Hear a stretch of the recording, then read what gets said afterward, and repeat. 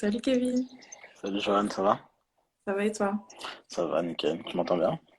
Je t'entends parfaitement. Super.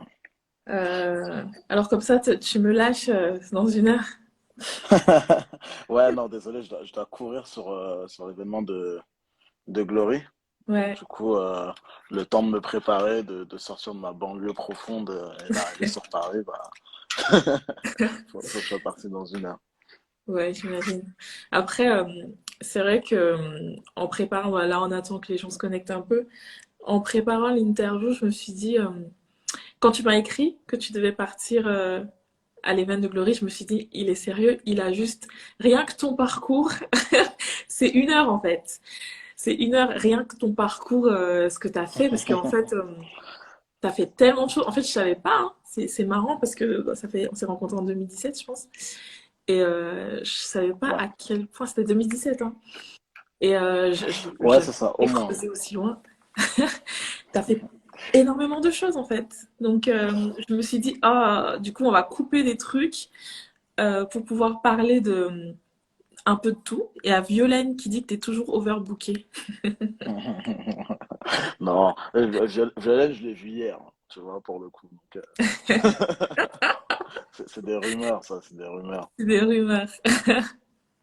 Ok, bah du coup, on va pas faire comme d'habitude, on va pas trop attendre, parce que comme t'es pressé, je propose qu'on Mhm. commence et les gens Ok. ils vont nous rejoindre au fur et à mesure. Déjà, coucou à tout le monde qui est là, j'espère que vous allez bien. Installez-vous, partagez le live parce que Kevin a une heure, donc on n'a pas beaucoup de temps et pourtant on a beaucoup de choses à se dire. Donc voilà, n'hésitez pas à partager le live à vos proches et à ceux qui aiment bien la food. Eh ben voilà, il y a Saber Voilà. Kael qui dit Overbooké, mais toujours disponible quand on a besoin de lui. Oh. Des hommes de parole, des hommes de vérité. Ok. Alors, donc, on va commencer par. Déjà, je vais commencer par me présenter parce que je suppose qu'il y a aussi des gens qui sont de ton réseau qui arrivent là. Donc, je m'appelle Joanne. Vous êtes donc sur le Miam Show, qui est un média qui raconte un peu les plus belles histoires de food afro, qui valorise un petit peu les acteurs noirs qui évoluent dans l'univers des cuisines afro et des métiers de bouche. Donc Kevin n'est pas un chef, Kevin n'est pas un traiteur, mais il est en plein dedans. Donc c'est totalement pertinent qu'on l'ait là ce soir. Et 2 fois par mois, on fait des talks, justement, qui s'appellent des Miam Talks, où on reçoit des personnes comme toi qui nous racontent leur parcours, comment ils en sont arrivés là, un peu leur vision sur l'écosystème food afro actuellement. Et du coup, je vais te demander de te présenter de nous dire un petit peu qui tu es. Ensuite, on va aller directement dans le vif du sujet. On va parler de ton parcours d'une part, et ensuite on va parler de Penja, qui est quand même le gros morceau que tu as en ce moment. Ok, ça roule. Je rigole parce que je lis les commentaires en même temps. Oui, ouais, ouais. Alors ouais, bon, alors moi c'est Kevin, j'ai 28 ans, bientôt 29, donc le temps file. Moi je me définis comme entrepreneur slash consultant dans la restauration, avec un focus quand même particulier sur tout ce qui est afro depuis on va dire depuis 5-6 ans à peu près. Mhm, Après, bon, de toute façon, j'imagine que tu vas creuser un peu le parcours, mais dans les mhm, grandes lignes, j'ai fait une école hôtelière. J'étais à Ferrandi il y a un petit moment, et ensuite j'ai enchaîné sur l'école de commerce, mhm, avec toujours des expériences autour de la food, donc que ce soit en événementiel que j'ai fait pas mal, j'ai fait un petit peu de cuisine, j'ai fait un petit peu de service en salle, et aussi pas mal de food tech. mhm, Voilà, et puis bah, comme tu l'as mis dans le petit carton de teasing, j'ai cofondé Penja avec mon associé Étienne, et mhm. notre vision, c'est vraiment en fait d'incarner, donc aussi bien d'être des acteurs que de valoriser et mettre en avant aussi les autres acteurs qui vont constituer, on va dire, cette nouvelle scène des cuisines d'Afrique. Donc Mhm. voilà, des profils qui sont jeunes, qui sont audacieux, qui sont innovants, avec qui on travaille et chez qui on se reconnaît pas mal et avec qui on a envie justement de monter un maximum de projets. Mhm. Alors, il y a Amélie qui dit Ngannou FC, t'as beaucoup de fans. Salut Amélie. Ils sont payés, c'est pour ça, ils sont payés. Ils sont payés. Ouais, donc du coup, donc moi, si je compte un peu, hein, ça fait quoi, à peu près 15 ans que, enfin, moi j'ai compté à partir des stages, hein. Ça fait quoi, 14 ans, 15 ans que tu es dans le milieu? Ouais, bah, bientôt, on arrive sur les 14. J'ai commencé en 2008, enfin, en août 2008. Donc, tu vois, Mhm. on va tirer sur les 14 ans, pas si longtemps que ça. Mm. Et en fait, ce qui est très intéressant, c'est que ton parcours, il est assez cohérent dans le sens où, en fait, il y a trois mots-clés, c'est food, événementiel, et puis on va dire premium. En tout cas, moi, c'est ce que je constate quand je regarde un peu ton parcours. Et Mhm. ma première question, c'est qu'est-ce qui fait que pourquoi pourquoi tu te lances dans ce secteur en particulier? Parce que moi, tous les noirs, enfin, en tout cas, la grosse majorité des afros que je vois évoluer, c'est plutôt de la finance, c'est plutôt de la Mhm. compta, c'est plutôt des choses un peu classiques, on va dire. Qu'est-ce qui fait que toi, dès le début, comme ça, tu te dises, je vais évoluer dans le milieu un peu food, gastronomie en général? Bah écoute, pour être franc avec toi, au départ, rien, enfin pas grand-chose en tout cas. C'est-à-dire que moi, quand j'ai commencé en école hôtelière, je connaissais pas du tout ni le métier, ni les perspectives. J'avais pas vraiment de vision claire. C'est plutôt quelque chose qui s'est construit avec le temps. Donc je suis très content que tu me dises que mon parcours est cohérent parce que ça l'était pas forcément quand je le quand je le construisais, tu vois. Mhm. Mais au final, je suis content que ça ressemble à quelque chose.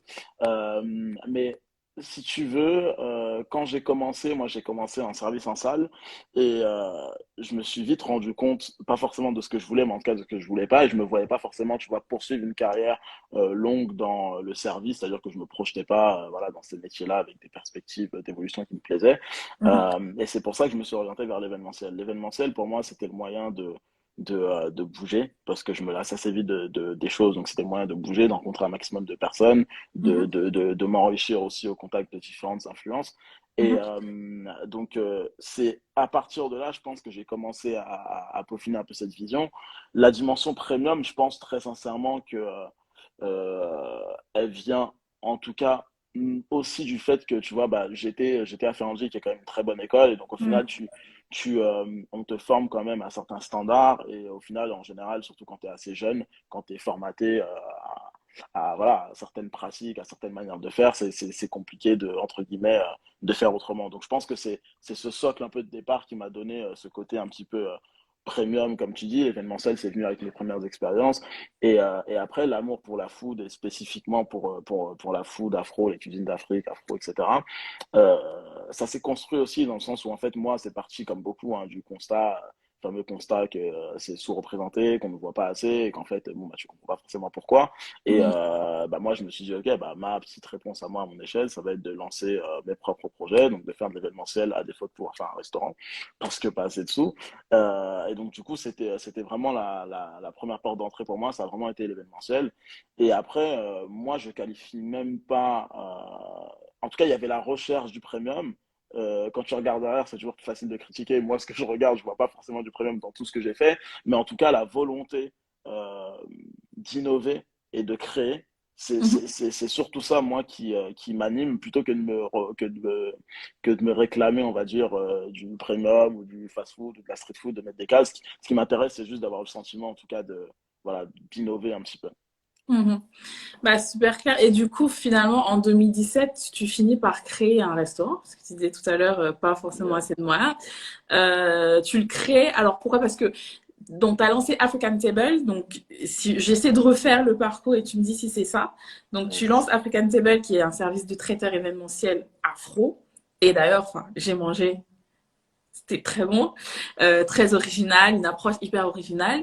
Et ensuite, tu gagnes le prix, vous gagnez le prix Badois, je pense, c'était en 2017. Alors, on n'a pas gagné Non, vous n'avez pas gagné, à mon vous plus étiez grand désespoir. finaliste, On était finaliste. Ouais.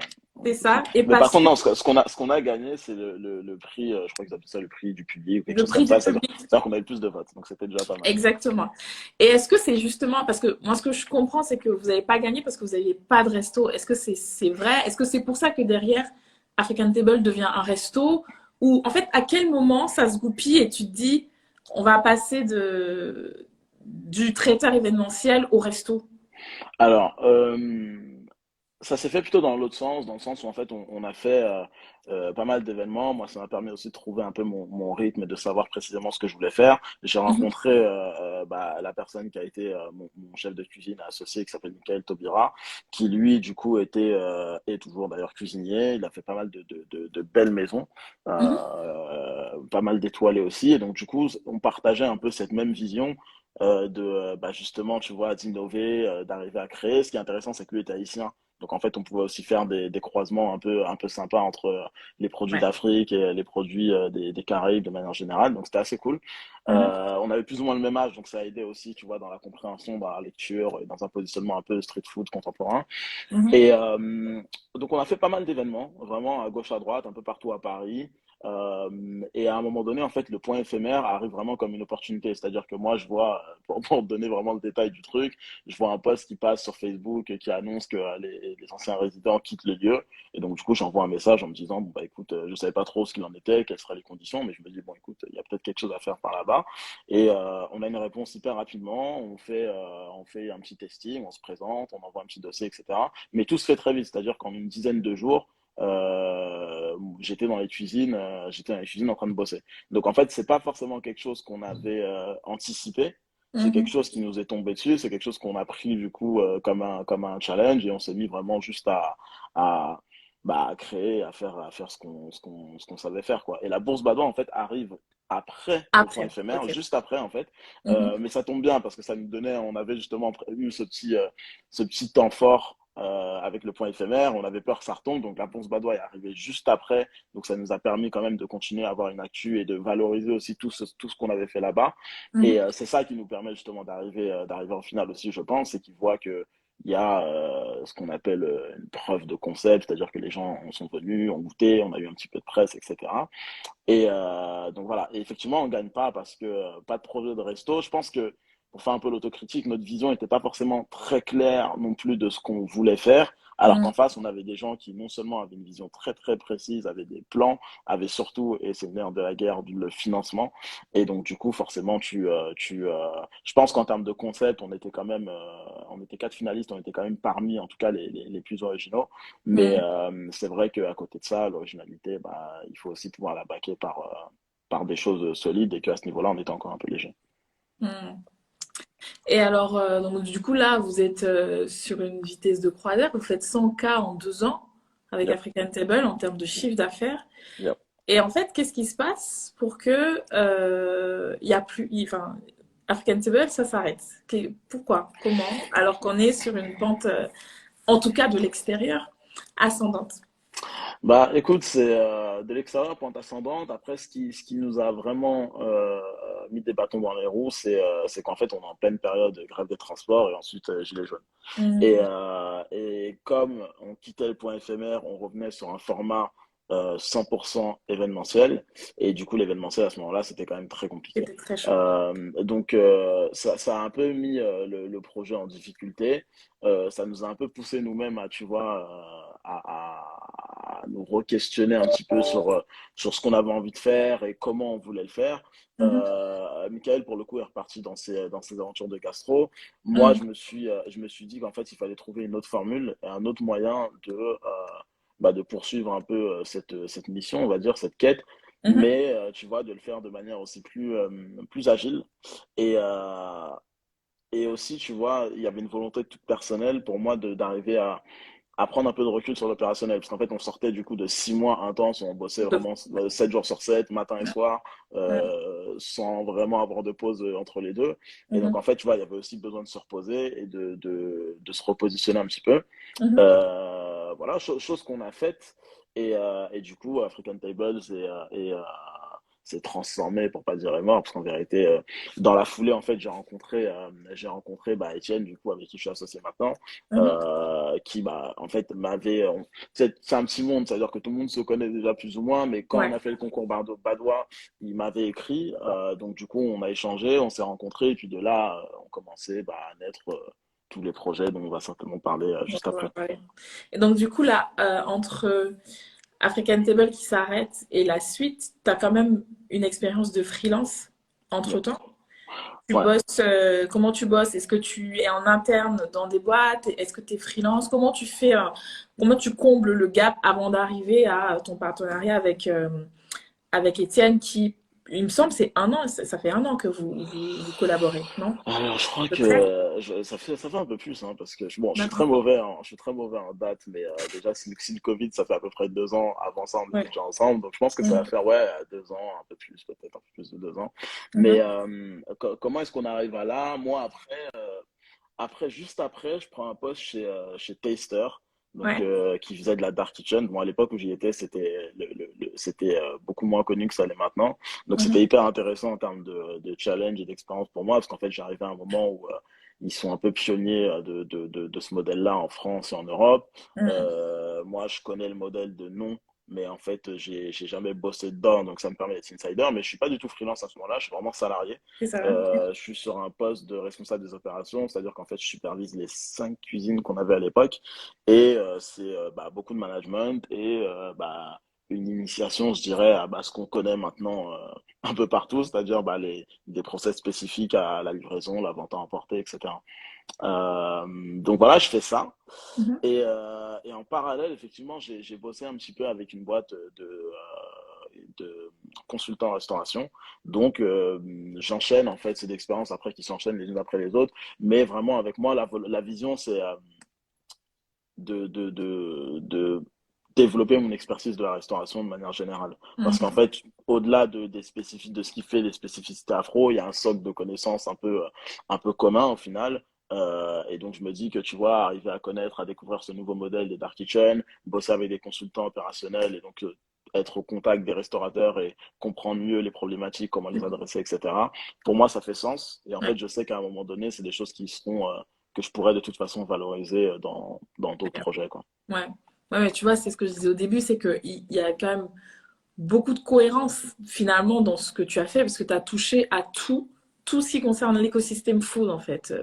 Les cuisines, l'événementiel, côté, tu as été côté restaurant, on a eu un et tu as été côté restaurant Dark Kitchen. Enfin, tu vois, c'est tout un. Voilà, il y a Violaine qui dit que c'est inspirant, je suis assez d'accord parce que c'est très construit. Et donc, du coup, on arrive à la rencontre avec Étienne. Donc, Étienne qui a déjà une agence qui s'appelle Untold Stories. Alors, ouais, je crois que c'est une Yes. agence. Et comment est-ce que Penja se positionne? Est-ce que Penja avale Untold Stories? Est-ce que les deux sont complètement séparés? Et du coup, quelles sont les expertises, si c'est le cas, de Penja et de Untold Stories? Mhm. Ouais, écoute, en fait, je rencontre Etienne, on discute, on se rend compte que en fait, lui, via Intel Stories, il avait bossé à l'époque avec bah, Jeve Malonga, qui était, bah, enfin, qui est toujours, mais à l'époque, c'était un de ceux qu'on voyait le plus et c'était un Le des rares. pionnier. Maintenant, il y en a quand même un petit peu plus, voilà, le pionnier. Mhm. Et lui, il avait bossé avec lui en tant qu'agent, donc ils avaient fait pas mal de projets en France, à l'international. Mhm. Et donc, du coup, quand on commence à échanger, on part de là, donc on se connaît déjà un petit peu. Et, Mhm. pour tout te dire, au départ, on parle de monter un projet de resto. Bon, il y a eu plein d'allées et venues, de déconvenues, etc., que je te passe, mais à part si tu veux qu'on rentre dans les détails, hein, c'est pas un souci, mais en tout Mhm. cas, qui font que on a pris beaucoup de retard sur ce projet-là. Mais en Mhm. fait, en parallèle, on se rend compte qu'on a beaucoup bah, d'opportunités, d'entrants pour justement bah, faire d'autres choses qui tournent toujours Mhm. autour de la gastronomie, mais Mhm. qui sont pas monter un resto. Et donc, en fait, on se dit simplement que Untold Stories, c'est bien, mais effectivement, les gens l'identifient aujourd'hui plutôt comme une agence un peu créative qui va travailler dans de la food, mais pas que. Il y a aussi une dimension musique, une dimension Culturel, ouais. culturelle, etc. Et nous, on se Mhm. dit qu'on a besoin et qu'on a envie de prendre un positionnement et d'être vraiment identifié avec une entité qui serait dédiée à la food afro. Et c'est pour Mhm. ça qu'on crée Penja. Donc en fait, si tu veux, Penja, c'est le doublon d'Untold Stories, mais vraiment spécifique aux cuisines d'Afrique et des Ok. Caraïbes. Et Mhm. c'est la même équipe, c'est les mêmes expertises. Mhm. Voilà, c'est juste qu'en fait, on se dit que c'est beaucoup plus lisible et donc on est beaucoup plus identifiable. Bon, pour ceux qui sont un peu moins adeptes de la food, Penja, c'est le poivre, c'est une variété de Yeah. poivre qui vient du Cameroun. C'est le meilleur poivre du monde, sans prétention, hein, c'est vrai, qui a reçu l'IGP, je crois que c'était en 2013. je sais plus. Donc voilà, c'est l'un des meilleurs, considéré comme l'un des meilleurs poivres au monde. Donc je pense que la symbolique du nom quand même a son importance dans la vision que vous avez d'être un peu observateur de ce qui se passe en fait dans l'écosystème food dans le monde justement. Et du coup, en termes de projets notables, alors moi, la première chose que je vois à l'époque, et c'est vrai que je l'associe plutôt à Untold Stories, c'est Edo. C'est le projet Edo avec Maurice Sacco. C'était le pop-up store, c'était l'été juste après sa victoire. Donc vous avez travaillé avec Maurice Sacco, vous avez travaillé, évidemment, on a parlé de Dievel Malonga. Il y a eu plein de belles pointures, de beaux projets. Et en fait, celui qui est un peu, enfin, le plus frais, je dirais, et qui est assez marquant, c'est donc ce que vous faites actuellement à Dubaï. D'ailleurs, quand est-ce que ça se termine, ce restaurant éphémère là? Fin mars, Fin 31 mars. Donc mars. c'est bientôt. Ouais, donc c'est. Est-ce que tu peux nous raconter ça? Donc juste pour contextualiser ce qui arrive. Donc il y a eu l'exposition universelle 2020 à Dubaï et dans ce contexte-là, il y a la création d'un dining hall africain qui s'appelle Al Keboulan, si je prononce bien.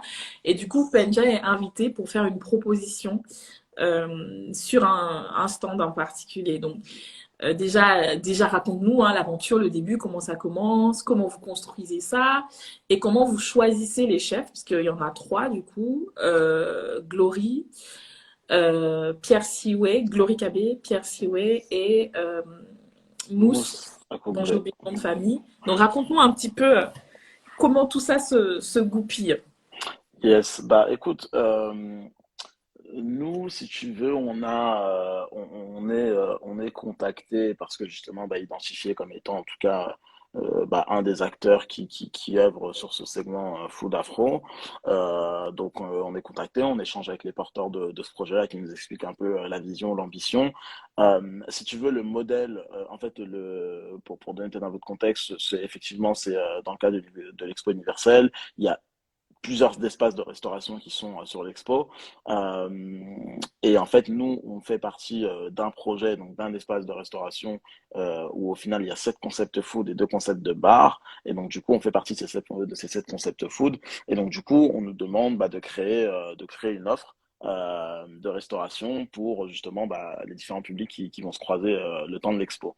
Euh, Notre vision à l'époque, parce que on a aussi justement, on a toujours des volontés de lancer des enseignes en propre.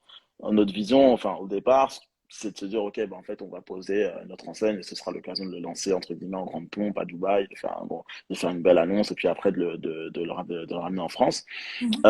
Sauf qu'en fait, en termes de, ça c'est intéressant économiquement en vérité, c'est intéressant même justement pour le côté communication, etc. Mhm. En termes de, sauf qu'en fait, on réfléchit en termes d'impact et on se dit que ce qui peut vraiment être intéressant en termes d'impact et aussi en termes de message, dans le sens où en fait, une opportunité comme celle-là de mettre en avant les cuisines d'Afrique sur l'Expo universelle, donc au contact d'un public très international, très Mhm. varié et qui se Mhm. renouvelle bah, en fait quasi tous les jours, c'est une opportunité en fait qu'on peut pas louper. Et en fait, nous, on l'a plus pris comme, ok, on va montrer ce que nous et du coup avec les chefs avec qui on bosse donc ce grand nous, ce qu'on est capable de faire, plutôt que de se dire, OK, ben, en fait, on va avoir une démarche un peu plus solo et lancer une enseigne. Comment Mhm. est-ce qu'on choisit les chefs? En vérité, ça se fait très naturellement. C'est-à-dire que Gloria, Pierre, Mousse, c'est des chefs partenaires, mais c'est aussi des amis. C'est-à-dire qu'en fait, on les connaît dans la vie de tous les jours. On bosse avec eux, on fait Je des coupe projets pas, avec eux. mais vous les représentez? Non. Alors, on représente Gloria et Pierre.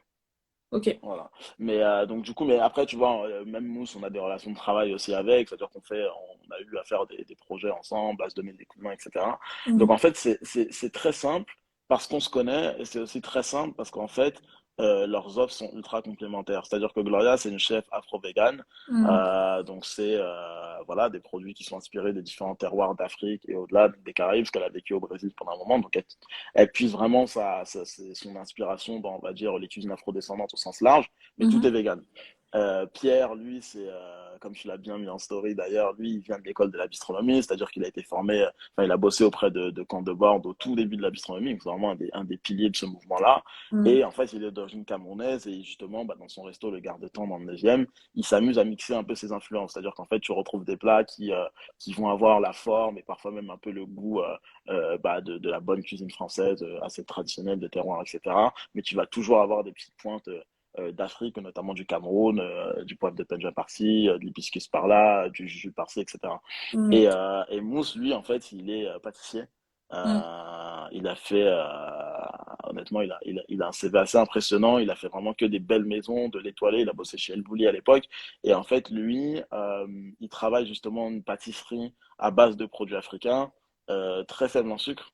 Il n'est pas vegan, mais il fait et de plus en plus de recettes véganes Mhm. et sans gluten. Donc en fait, si tu veux, nous, en fait, quand on commence à réfléchir, ça vient assez naturellement parce qu'en fait, on se dit avec une offre, avec ces trois chefs-là, une offre un peu à tiroir, on coche énormément de cases. Ouais. Ça permet de mettre de la visibilité sur trois profils, quatre si tu comptes Penja, plutôt que sur un seul. Et en Mhm. fait, ce qu'on se dit, c'est surtout qu'on va pouvoir animer à fond ce stand-là. Économiquement, pour être très transparent, on gagne moins d'argent forcément parce qu'en fait, le cachet que tu le partages. Mais Je la vision, partage. c'est vraiment de construire quelque chose en fait et ouais, de bosser en équipe en vérité. Donc ça se fait assez facilement et en fait, on est très content des retours parce que pour le coup, tu vois, les gens, on se rend compte que les gens sont très contents à un seul endroit de pouvoir retrouver une diversité un peu de plats et Mm. d'inspiration. Bah, c'est intéressant ce que tu dis. Bon, déjà avant que je continue, salut à tout le monde qui nous rejoint. On a Chef Bond qui est là et qui sera sur Top Chef La semaine bientôt, prochaine. la semaine prochaine. Donc on est très contents. On a déjà notre chouchou de la saison. Mais en fait, ce qui m'intéresse dans ce que tu dis, il y a plusieurs choses. Déjà, il y a le fait que vous êtes à Dubaï et vous vendez une cuisine afro qui est nouvelle. Et moi, j'aimerais savoir quel est, en fait, en termes de feedback, parce que du coup, c'est un champ intéressant à observer. Tu as la perception des cuisines afro en France, puisque vous opérez essentiellement en France, et du coup, l'occasion de percevoir un peu comment ça se passe à Dubaï. Du coup, toi, qu'est-ce que tu as observé? Comment les gens y réagissent? Comment les gens y perçoivent cette cuisine? Est-ce qu'ils la comprennent? Est-ce qu'ils la connaissent? Qu'est-ce que tu peux me dire, en fait, des deux écosystèmes? Bah écoute, ce qui est marrant, c'est avant même de parler des clients, c'est qu'en fait, si tu veux, enfin, le Keboulan, donc les porteurs de projets, ont pris un pari assez intéressant et pour le coup assez audacieux de recruter du staff africain. Et quand je dis africain, c'est des gens soit des Africains qui sont venus, qui ont migré d'Afrique et qui bossent à Dubaï depuis un moment, soit des gens en fait qui sont venus spécialement pour cet événement. C'est-à-dire qu'en fait, parfois, pour certains, c'est leur premier voyage en dehors du continent en tout cas et ils découvrent Dubaï et ils découvrent ce projet et ils découvrent les chefs. Et donc il y a un vrai effet. Enfin, honnêtement, déjà, c'est pour moi-même, tu vois, personnellement, et pour nous, l'équipe, ça a été assez plaisant en fait de voir ça parce que j'ai fait beaucoup de cuisine, tu vois, en France et un peu à l'étranger. Et j'ai rarement vu les cuisines avec un staff, enfin, j'en ai jamais vu en vérité, avec un staff 100% africain en salle, en cuisine. Et déjà, ça fait quelque chose. Et honnêtement, ça fait plaisir, ça fait du bien à voir. Et dans les faits, tu vois, c'est les premiers en fait qui ont été au contact des produits, des recettes. Et là, déjà, tu vois qu'il y a de la surprise, qu'il y a beaucoup de surprises, qu'il y a beaucoup de passion et d'enthousiasme dans le sens où en fait ils se disent ah mais je connais ce plat, je connais cette recette, je connais cette manière de faire, sauf que chez moi on le fait pas comme ça, chez moi on le fait comme ci, et en fait j'avais jamais pensé qu'on pouvait travailler ça de telle manière. Ça Mm. c'est surtout vrai, tu vois, quand tu vas aller dans un registre cuisine végane, pâtisserie. Bon Pierre, on l'a pas fait à Dubaï, mais il fait aussi des glaces à partir de certains produits comme le jujube par exemple, et donc Mhm. forcément tu surprends. Et donc ça, déjà, tu vois, avant même, parce qu'en fait, quand on est arrivé, on a eu une phase formation des équipes avant de commencer à vendre aux clients. Et Mhm. donc déjà, dans cette première phase qui a duré une dizaine, quinzaine de jours, on a pu avoir déjà ce feedback de nos équipes de waouh, tu vois. Et ensuite, quand on commence du coup, à s'ouvrir et à vendre aux clients, le retour, c'est marrant parce qu'en fait, un public d'expo, c'est très hétérogène pour le coup, dans le sens où tu as le monde entier qui se côtoie, tu comprends jamais pourquoi, des fois tu as des vagues d'Américains, parfois tu as des vagues d'Asiatiques, etc. Et en vérité, les gens connaissent peu. On a quelques gens, quelques personnes qui disent, OK, bah, j'ai vécu en Afrique ou j'ai voyagé, donc je connais tel ou tel plat. Mais les Mhm. gens connaissent peu. Donc, en fait, on est souvent face à un public, en fait, qui sait pas forcément à quoi s'attendre. Ils découvrent, ouais. Voilà, qui est en découverte totale. Mhm. Mais les retours sont bons. Les retours sont bons parce qu'en fait, ils se rendent compte, je pense que, et en tout cas, nous, notre travail, ça a été celui de se dire que, on essaye de surprendre ce qu'on a appelé surprise familière entre guillemets, mais c'est on essaye de surprendre, mais en gardant en main avec un format que tu connais, donc du sandwich, une assiette, un bol, etc., un Mhm. burger, mais les produits dedans tu vas pas les connaître. Soit ça va être plutôt l'inverse. Mais en fait, on se dit que tu peux pas perdre les gens totalement avec quelque chose de totalement nouveau. En Mhm. revanche, créer un genre d'équilibre, ça te permet déjà de pas trop brusquer les gens. Et en Mhm. fait, on a aussi créé une carte un peu équilibrée, c'est-à-dire que tu as des plats qui sont, tu vois, tu as un peu les classiques, tes frites de banane plantain, euh, qu'est-ce qu'on a? On a un dessert qui est à la mangue, à la noix de coco, au citron vert et à la passion. Donc, c'est des produits que tout le monde connaît, tu vois. Et Mhm. donc, ça te permet déjà d'attirer les gens et puis après de leur raconter. Nous, ce qui était aussi important pour nous, c'est surtout de raconter l'histoire derrière les produits qu'on utilise. Tu vois, un des desserts qu'on a au chocolat, bah, c'est un chocolat qui vient de Côte d'Ivoire. C'est aussi de raconter que bah, la Côte d'Ivoire, c'est un des principaux fabricants, exportateurs de chocolat, etc. Et donc, c'était Mhm. ça qui était intéressant aussi. Mhm. C'était d'avoir cette démarche un peu culturelle. Et honnêtement, alors après, quand c'est le rush, hein, c'est-à-dire que ça enchaîne et les clients prennent leur plateau et s'en vont. Mais dans Mhm. les moments un peu plus calmes, on a vraiment l'occasion de discuter De et les parler gens sont avec eux. très ouverts et très Mhm. curieux à la culture. Mhm. Et comment, d'ailleurs, comment ça se construit une carte? Moi, c'est un truc qui m'intéresse beaucoup. Est-ce que dans la construction de la carte, vous êtes réunis avec les trois chefs et vous avez dit, OK, voilà notre thème. Je dis n'importe quoi. On a ça comme fil rouge, on a ça comme mot-clé, on a ça comme mood board. Qu'est-ce que vous allez nous créer? Ou alors, vous avez laissé les chefs venir avec une proposition. Est-ce que Étienne et toi, vous intervenez dans la création même de la carte ou alors vous laissez les chefs faire?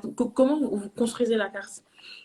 Bah alors bon, de manière générale, comment ça se construit une carte? Je pense que, enfin, il y a autant de règles qu'il y a de personnes. Après, il y a quand même des incontournables. Nous, si tu veux, on a essayé d'intervenir le moins possible sur le processus de création. Mhm. On leur a juste donné un genre de brief un petit peu de départ, vu que nous, on savait, bah, tu vois, des éléments très, très concrets, très factuels, hein. L'espace qu'on aurait, le matériel qu'on aura à disposition, le prix de vente qui était souhaité, les taux de marge qui étaient souhaités. Donc en fait, à partir de ça, on leur a donné un genre de brief un peu clair sur voilà dans quel champ vous pouvez créer, vous exprimer. Et Mhm. ensuite, c'est eux qui reviennent vers nous avec des propositions.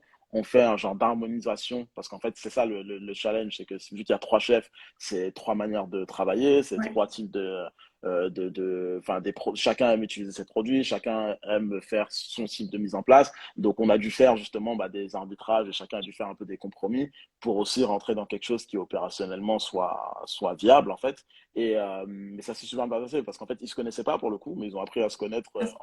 pendant la construction du projet. Et Mhm. quand tu as affaire à des gens qui sont bah, d'une part intelligents, d'autre part, tu vois, compétents, et je pense qu'ils ont surtout conscience que enfin tu vois de la portée de ce qu'on fait. En fait, c'est assez simple parce que du coup, tu rentres pas forcément dans des choses d'ego où chacun essaye d'imposer sa recette. Tu rentres plutôt Mhm. dans les choses de bon sens où en fait chacun essaye de faire en sorte que ça marche, que les identités de chaque chef, les personnalités et les identités de chaque chef soient respectées, mais Mhm. qu'au final, on ait une carte qui soit cohérente. Et nous, en fait, pour finir là-dessus, on a juste voulu s'assurer que, euh, entre guillemets, euh, d'une part, chacun puisse en avoir pour son compte, mais surtout, en fait, que chacun de nos plats était pour nous un plat dont on était fier. Tu vois, on s'est dit, on va pas faire de superflu, à faire des cartes à rallonge juste pour Ouais. avoir énormément de choix. On a essayé de faire en sorte que chaque plat réponde à un enjeu. Tu vois, il faut un plat à base de poisson, un plat à base de viande, un sandwich, un machin, et Mhm. que en même temps, chaque plat soit une vraie proposition culinaire. De toute façon, enfin, pour moi qui suis quand même beaucoup, sans être une chef, mais tu vois, je suis quand même beaucoup d'émissions et de contenu food, la première chose que tu apprends, c'est qu'une carte qui a trop de propositions, c'est une mauvaise carte. En tout cas, moi, ce que j'ai retenu. Donc Mhm. du coup, et alors, l'autre question que j'avais, c'était sur l'orchestration. Parce que tu as trois chefs, à part Mousse qui est dans le dessert et où tu peux te dire, bah lui il peut être en cuisine tout le temps parce qu'il faut du dessert. Comment est-ce qu'ils étaient en cuisine?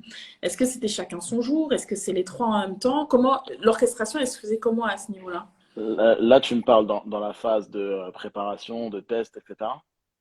Dans les deux, dans la phase de préparation, mais aussi le jour J, en fait. Enfin, le Ok. sur place. Mhm. Bah Parce qu'il écoute, me non, semble que, je te coupe pas, mais ouais, Glory, elle est en France, là. ouais. Donc voilà, d'où ma question, c'est que comment est-ce que leur présence était répartie, enfin, une fois que le projet était lancé? Mhm. Bah écoute, dans la phase de préparation avec tous les testings, etc., on s'est tous réunis, en fait, on les a fait un peu en asynchrone, mais sur 2, 3 jours consécutifs. Et en fait, il y a un moment où on a tout mis en commun pour justement éprouver un peu la partie opérationnelle, voir si en fait ça tenait la route en termes de production, etc. Mais ça s'est fait sur une échelle de temps très courte, hein. En fait, on a tout fait en une semaine, hein. Les photos incluses, parce qu'en fait, on n'avait pas le luxe de traîner, et qu'effectivement, vu que chacun a un agenda et que Mousse habite à Londres, il fallait être assez efficace à ce niveau-là. Quand on est arrivé à Dubaï pour la phase de formation, bah là, en fait, on a eu toute l'équipe qui est partie. Moi, je suis parti en premier. J'ai fait à peu près une semaine tout seul, donc en fait j'avais toutes les fiches techniques des différents chefs et j'ai commencé moi, et c'est là que justement les petites expériences en cuisine ont quand même aidé à former les équipes aux différentes recettes. Et les chefs m'ont rejoint après progressivement. Grosso modo, ils sont arrivés avec 2, 3 jours d'intervalle chacun. Donc, ce qui a permis en fait aux équipes d'apprendre en douceur une partie de la carte, les desserts, ensuite les plats de Gloria, ensuite les plats de Pierre, et d'avoir voilà cette montée en compétences un peu progressive. Ensuite, on fait une répète un peu générale de tous les plats. Ensuite, bon, on n'a pas pu en faire autant qu'on voulait, mais ensuite tu fais normalement quelques services un peu à blanc ou des soft openings, enfin, histoire de troder vraiment dans les conditions du réel. Et ensuite, tu ouvres. Et à partir du moment où c'était ouvert, ce que nous, on avait décidé, en fait, c'est de faire que les chefs reviennent, mais cette fois-ci de manière individuelle. Et qu'en fait, à chaque fois qu'ils reviennent, on change le menu. Ils font un menu spécial pour l'occasion, ce qui nous permet, d'une, de réfléchir à pas mal d'activations, on va dire, marketing, ce qui nous permet aussi bah, d'être plus clair, plus lisible dans le message, parce que c'est vrai que trois chefs, c'est bien, C'est mais pas sur évident. un MC, c'est pas évident à raconter Mm, et à identifier pour les clients. Et mm, nous, ce qu'on voulait quand même leur, entre guillemets, hein, leur donner, c'était bah, un moment aussi à eux de briller, on va dire, de pouvoir s'exprimer, de pouvoir se raconter, etc. Et donc, en fait, là, typiquement, on est revenu. Là, je reviens de Dubaï, j'y étais il y a 2 semaines, je crois, mm, avec Gloria. Mousse était sur place, mais Hazard de calendrier était sur place, donc on a aussi fait quelque chose ensemble. Mais tu vois, initialement, l'idée c'était, on est revenu avec Gloria, on a fait une apparition sur Dubaï One, qui est une grosse chaîne nationale là-bas, sur aussi une grosse radio locale là-bas. On a fait des cours de cuisine avec des influenceurs locaux. Ce genre de choses. Donc ça nous permettait en fait, voilà, et on est revenu en fait pendant le mois de janvier qui est le Veganuary, donc le mois de la consommation végane. Donc c'était aussi le prétexte entre guillemets pour revenir, pour donner un peu de sens à ce voyage et en même temps de pouvoir bah, permettre à Gloria de raconter son parcours, de se mettre en avant, etc. mm. Il y a Amélie qui dit, et avec justesse, il y a une grosse partie de production derrière que les gens ne voient pas. Mais en Ouais. fait, déjà, tu as la production enfin, le quotidien d'un restaurant que vous vivez, mais il y a aussi toute la production événementielle derrière, parce il faut événementialiser tout ça. Donc, il y a une double couche de travail. C'est énorme. Vous êtes combien dans l'équipe en tout? Bah, on est deux. On est deux. On est deux et comment c'est. Après, si tu veux, ce qui était bien enfin, ce qui est bien sur ce projet-là, c'est que on a quand même le soutien des équipes là-bas qui ont des équipes marketing et qui eux, en fait, se chargent de cette partie programmation. C'est-à-dire qu'on le fait avec eux. Eux sont leads sur tous les sujets marketing et nous, en fait, on rajoute juste la couche production, la synchronisation des agendas, des chefs, etc. Ce qui est déjà pas mal Mhm. de boulot, mais ça simplifie quand même. C'est pas nous qui allons chercher Dubaï TV ou la Ah radio ouais, parce que... non, non, parce que sinon, là, on s'en sort pas. Surtout qu'en plus, bon, en Ouais, général, c'est un travail qui est très local. C'est que si tu connais les bonnes personnes, ça va vite, mais si tu connais pas, tu peux ramer pendant ouais. des mois. Tu peux ramener, Donc, ouais. non, non, eux se sont chargés de ce job-là, mais effectivement, ouais, c'est beaucoup de travail en production. Comment Mhm. nous, on se répartit le travail? Moi, si tu veux, je m'occupais de tout ce qui est bah, justement spécifique à la production, à l'opérationnel, que ce soit, tu vois, bah, une fois que les recettes sont faites, élaboration des fiches techniques avec les chefs, euh, gérer aussi les relations avec leurs équipes de cuisine sur place, parce qu'en fait, sur place, il y a un chef exécutif qui centralise un petit peu toutes les offres, et donc il Mhm. faut échanger avec lui sur bah, les nouveaux menus qu'on met en place. C'est des choses toutes bêtes, hein, mais ça va de la liste d'allergènes au pricing, au sourcing aussi, gérer les problématiques de sourcing un peu au quotidien. Mhm. Et Étienne, lui, va se concentrer sur toute la partie sur ce dossier. Bah, les échanges avec, on va dire, toute la partie de négo, c'est lui qui l'a l'idée, par exemple, Mhm. avec les organisateurs du projet. Et après, on va dire, toutes les relations, justement, tous ces sujets un peu marketing, etc. S'assurer qu'il y ait une cohérence aussi d'ensemble dans ce que eux vont nous proposer Mhm. par rapport au chef. Voilà, donc moi je vais être un peu plus les mains dans le cambouis, lui il va être Ouais. plutôt Voilà. en observateur et s'assurer qu'il y ait une cohérence un peu globale, parce que c'est dur de faire les deux, enfin en vérité c'est même impossible de T'as faire les pas deux, de quoi. recul, ouais, T'as pas de recul. Mhm. Voilà. Donc c'est un peu comme ça qu'on s'est réparti les tâches. Donc ouais, ça fait beaucoup de boulot. Après, le plus dur, c'était le départ, dans le Mhm. sens où maintenant, c'est un peu une machine qui tourne. On a un chef, on a nous un chef qui est là-bas en permanence, qui est salarié, qui est là pendant les 6 mois à Dubaï et qui Mhm. gère l'équipe au quotidien. Mhm. Donc maintenant, on est sur, je vais pas dire un rythme de croisière parce qu'il y a toujours de la supervision et des infos qui remontent de manière hebdo, Mhm. mais c'est quand même beaucoup plus soft qu'au départ en octobre, quoi. D'accord.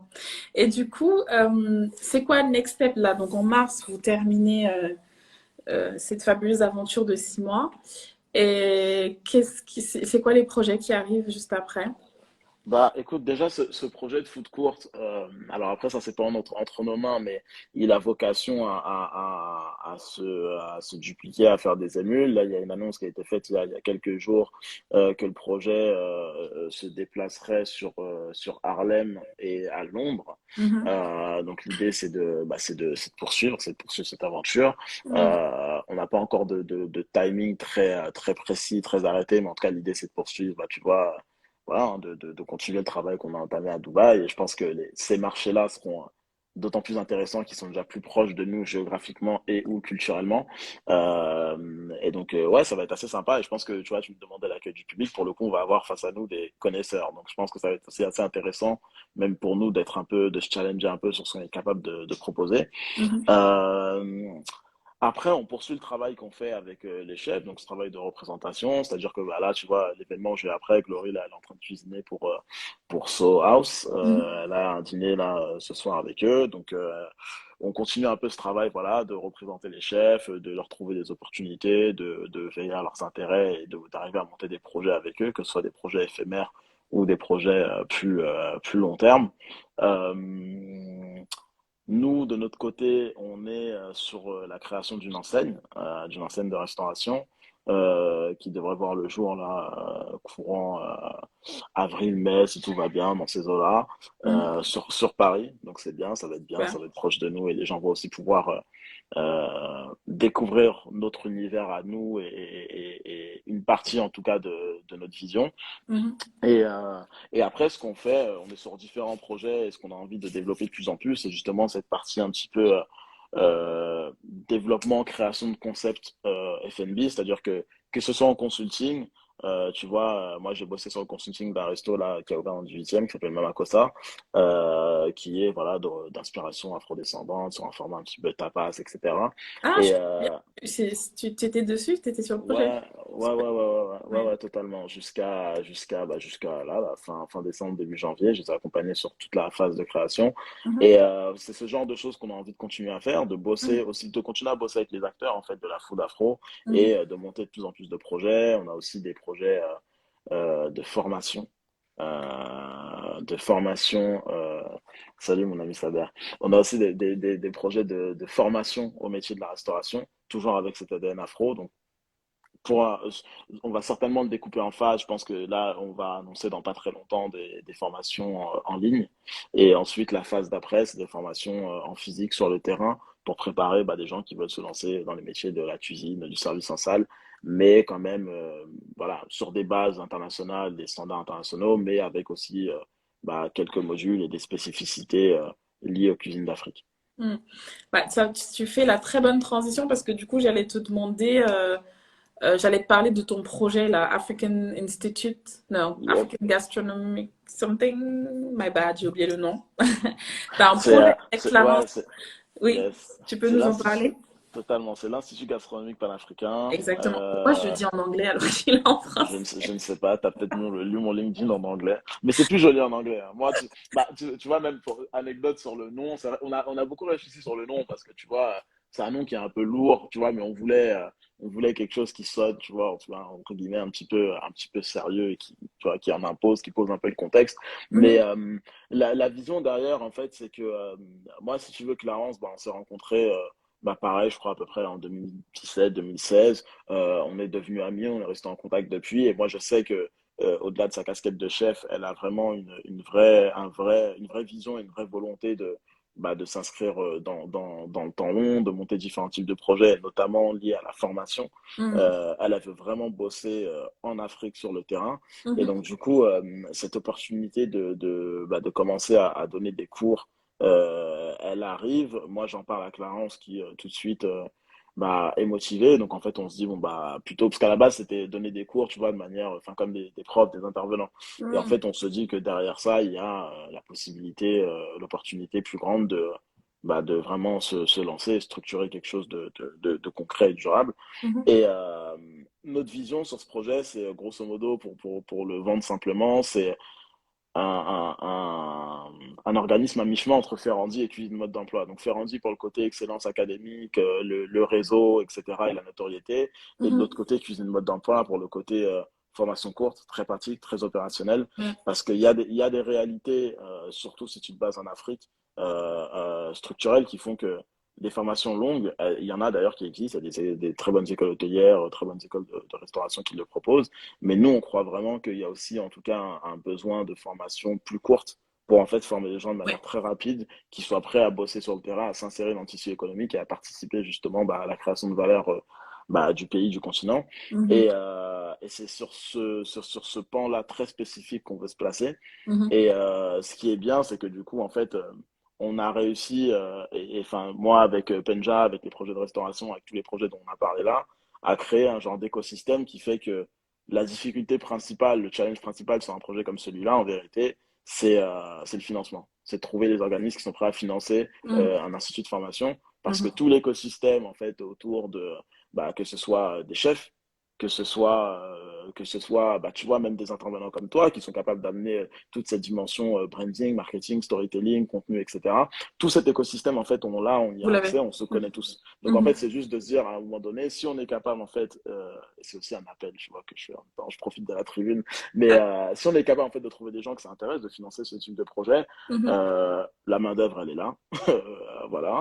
Et en Mhm. fait, on est capable de former des gens et en fait, et ça contribue, tu vois, à plus long terme et de manière très concrète à aussi créer ce soft power, tu vois, des cuisines d'Afrique, dans le sens où en fait tous les gens que tu formes, l'ambition c'est de les former avec cette vision un petit peu panafricaine, c'est de les former Mhm. aussi bien à savoir faire une blanquette de veau qu'à savoir faire un tchèpoutien, un mafé ou peu Mhm. importe, et de se dire qu'en fait ces gens-là demain, c'est des futurs chefs de cuisine, c'est des futurs entrepreneurs, c'est des futurs consultants, peu importe, mais en tout cas c'est des gens qui ont appris le métier de manière professionnelle, donc qui ont les Mhm. bases et qui en même temps ont développé et construit une vision. Voilà. Et c'est un vrai axe parce qu'en fait, je trouve que sur le continent, ce qu'on trouve pas, parce que malheureusement, encore aujourd'hui, il n'y a pas d'alternative pour les personnes qui ne s'intègrent pas dans un cursus classique.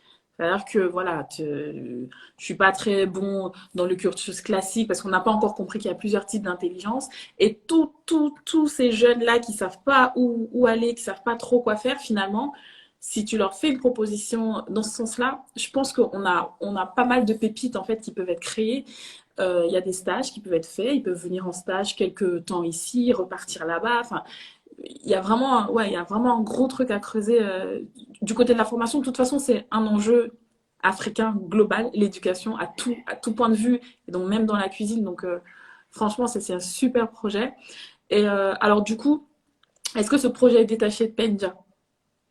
Bah, c'est compliqué de dire qu'il est totalement détaché dans le sens où moi je suis partie Tu es prenante dedans? dedans Ouais. et en fait si tu veux au final nous je te parlais d'écosystème et c'est vraiment comme ça que nous on voit les différents projets sur lesquels on bosse ou qu'on développe qu'on veut développer, c'est-à-dire qu'en fait je répète mais on se connaît tous, on Mm, partage en tout cas pour beaucoup la même vision, les mêmes ambitions. Le mm. challenge, c'est à chaque fois d'arriver à trouver euh, à ce que chacun trouve son intérêt dedans, à ce que chacun trouve sa place dans un projet.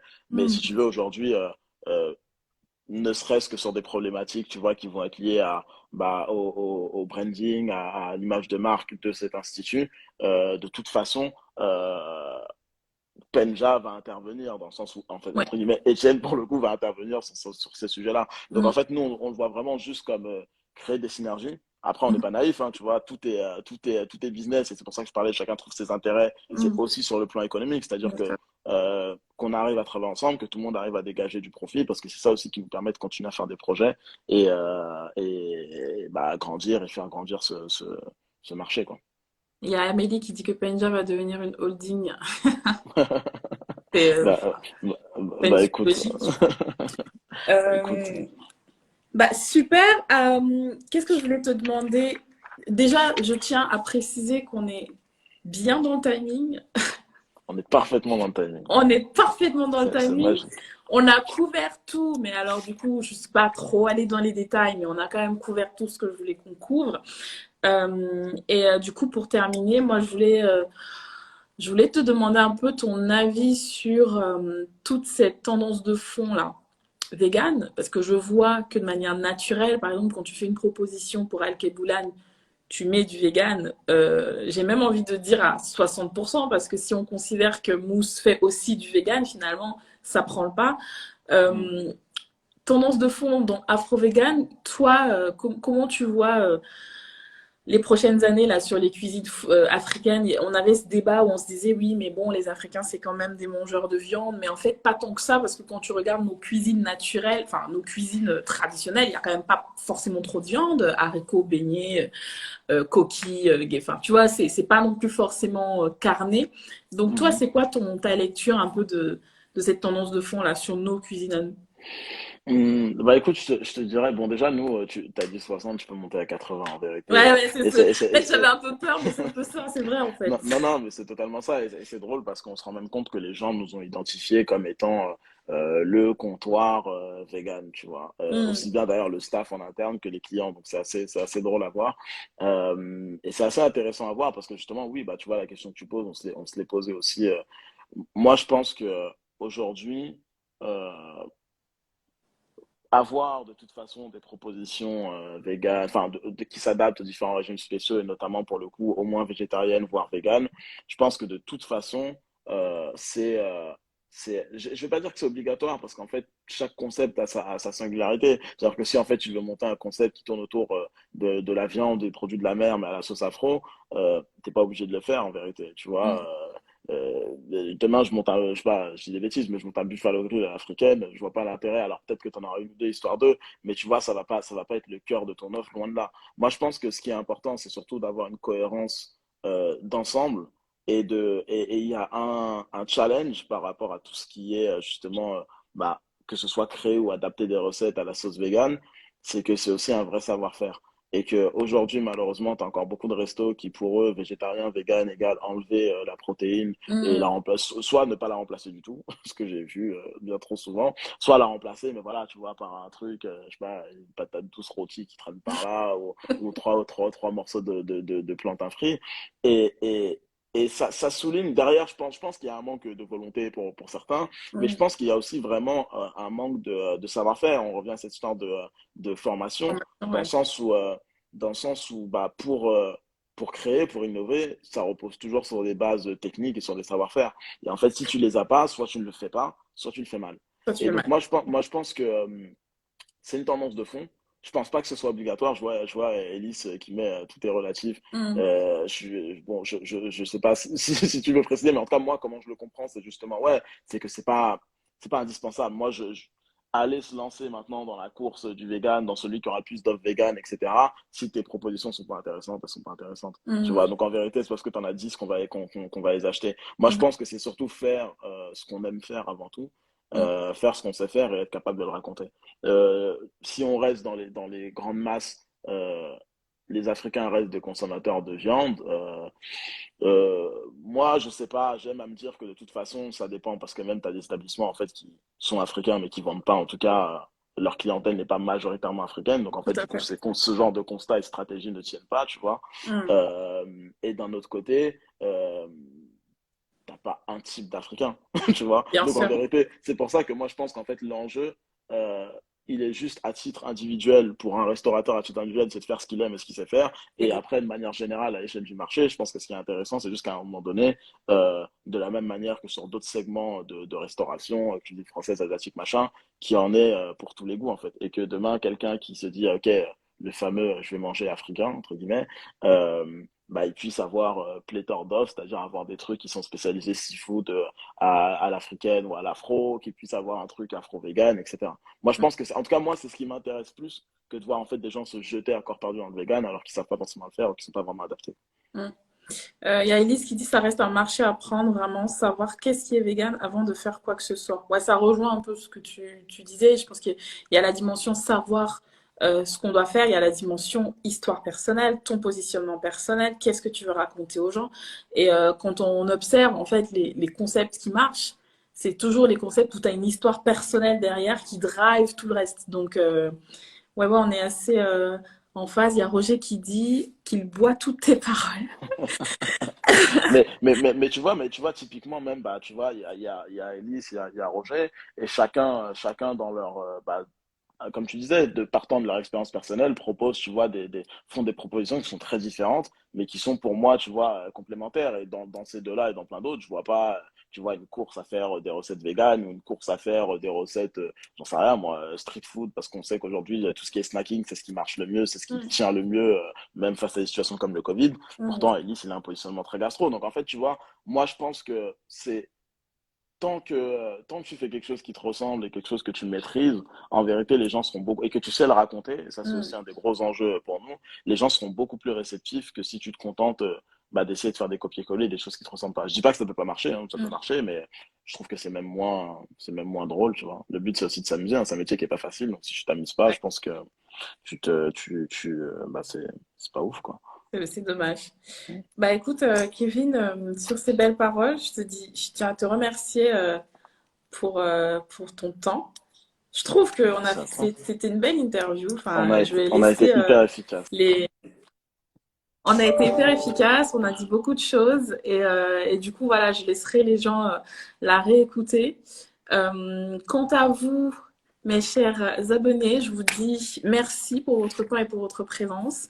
Rendez-vous dans 2 semaines avec un nouveau profil et n'hésitez pas à aller sur notre site, le Miam Show, également sur notre deuxième site, le Miam Club qui vous propose, enfin c'est un club qu'on est en train de mettre en place où justement on va avoir peu de gens. L'approche c'est pas vraiment une approche masse, c'est d'avoir des vrais foodies, des épicuriens, des gens qui aiment les belles choses et la cuisine et on va leur proposer des expériences tous les mois et pourquoi pas peut-être imaginer des collabs avec Penja.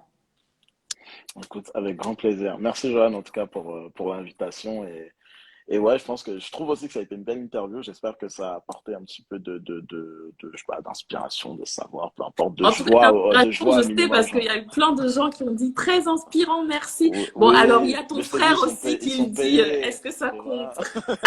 Tu vois, Mais c'est ils pas le sont seul, payés, c'est pas le seul. c'est des agents, tout ça, c'est des agents. C'est pas le seul. Ok, ben merci beaucoup. Tu feras un coucou à Gloria de notre part. Ça marche avec plaisir. Et on se dit à bientôt. Ça marche. Merci Johan. À bientôt. Ciao. Merci à toi. Ciao. Bye.